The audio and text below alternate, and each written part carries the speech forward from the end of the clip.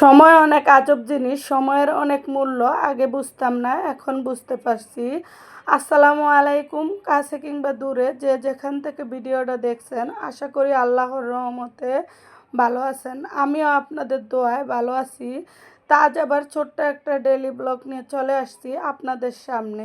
তো শুরুতেই যেই কথাটা বললাম যে সময়ের কতটা মূল্য আগে বুঝি না, যেমন এই ভিডিওটা এবং করা আমার অনেক দিন আগের, তো সময়ের কারণে আমি এডিট ও ভয়েস দিতে পারছি না।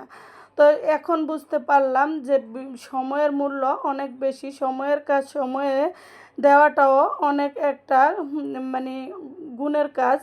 তো আমি এতদিনও ভিডিও ছাড়ছি, কিন্তু দিনেরটা দিন দিয়ে গেছি, এইটা একটু ব্যতিক্রম ছিল, এই কারণে এটা দিতে পারছি না। আর মানে কেন জানি একদমই ইচ্ছেই করছে না ভয়েস দিতে বা এডিট করতে। তো এডিট ও ভয়েস দিতে দেরি হয়ে গেছে, এই কারণে ভিডিওটা ছাড়তেও দেরি হয়ে গেছে। তো এক এক সময় ভিডিও করা ও ভয়েস দেওয়া, এডিটিং করা একদমই ইচ্ছে করে না, তো করতেও মন চায় না। তো এগুলা যতটা সহজ মনে হয় অতটা সহজ না। তো ছোটো হোক আর বড় হোক, যে যে ফেসবুকে কাজ করে যারা যারা অবশ্যই একটু হলেও বুঝতে পারে কাজগুলা অবশ্যই অনেক কঠিন। তো এইটা একদম একটা চাকরির থেকেও কঠিন, আর মেয়েদের কাজটাই তো কঠিন।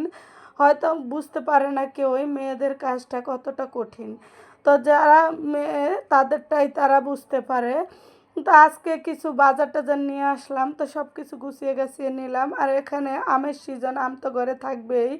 তা আমগুলা এই পলের হাজিতে আড়ে নাই, এই কারণে অন্য জায়গায় রেখে দিচ্ছি। আর আজকে আমি বিরিয়ানি রান্না করছি। তো এই বিরিয়ানিগুলা রান্না করা এবং খাওয়া শেয়ার করতে পারি না, ছেলের পরীক্ষা শুরু হয় 1টা থেকে 3টা। তো ওকে নিয়ে স্কুলে যাওয়া লাগে, এই ফাঁকে সবাই খাওয়া দাওয়া করে ফেলে, তা আমরা আসতে আসতে 3টা বেজে যায়। তো একা একা খাওয়া দাওয়া করি, আর কি আর শেয়ার করব। তো যেটুকু ছিল সব কিছু গুছিয়ে রাখছি আর আপনাদের সাথে শেয়ার করছি। আর বিকালবেলা কিছু নাস্তার আইটেম নিয়ে আসলো, তো ওরা সবাই করতেছে, তো আমিও একটু ভিডিও করে নিলাম। আজ এই পর্যন্ত, আল্লাহ।